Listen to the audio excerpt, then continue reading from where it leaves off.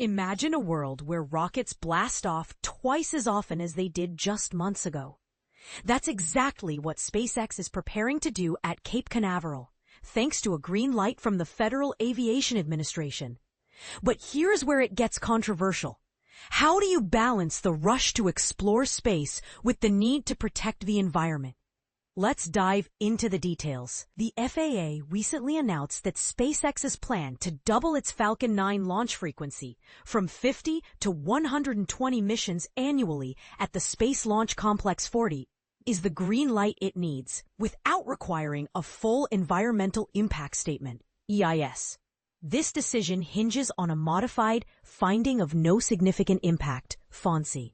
A term that might sound bureaucratic, but essentially means the project's environmental risks are deemed manageable under federal guidelines. For context, if an EIS had been required, SpaceX might have faced a 2-year delay, which would have stalled both construction and operations. But wait, this isn't the whole story. While the Cape Canaveral upgrade is set in motion, a similar environmental review for SpaceX's Kennedy Space Center operations, Launch Complex 39A, is still pending. There, the company aims to boost launches from 20 to 36 yearly and add up to 20 booster landings. That's an 80% increase in activity, which brings us to another twist. SpaceX wants to consolidate its landing operations. Right now, the company relies on 2 aging landing zones at Cape Canaveral, LZ-1 and LZ-2, but it recently lost its lease on LZ-1 and is down to 1 active site. The Space Force, meanwhile, has a vision. Commercial providers should launch and land from the same complex to streamline operations. That's why LC-13 at Cape Canaveral is being reserved for future launchers like Phantom Space and Via Space, though neither has yet proven their rockets in flight.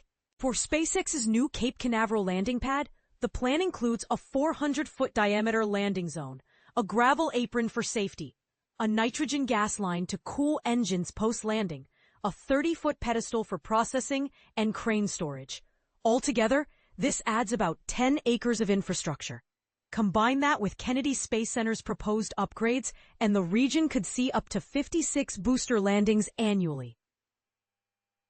And with each landing comes a sonic boom, a phenomenon that could become a regular part of life for Central Floridians. While SpaceX has been technically approved for that many landings in the past, it's never come close to hitting the limit. In 2024, it managed 12 landings at Cape Canaveral, and only 6 in 2023. Fast forward to 2025, and the company has already returned boosters to land 8 times. Still, most of SpaceX's recovery work remains at sea, with drone ships in the Atlantic handling the bulk of its missions. But this Cape Canaveral push is separate from the even bigger debate around SpaceX's Starship and Super Heavy rocket. For now, those massive launches only happen in Texas, but plans are in the works for a new launch tower at Kennedy Space Center's LC-39A and Canaveral's LC-37.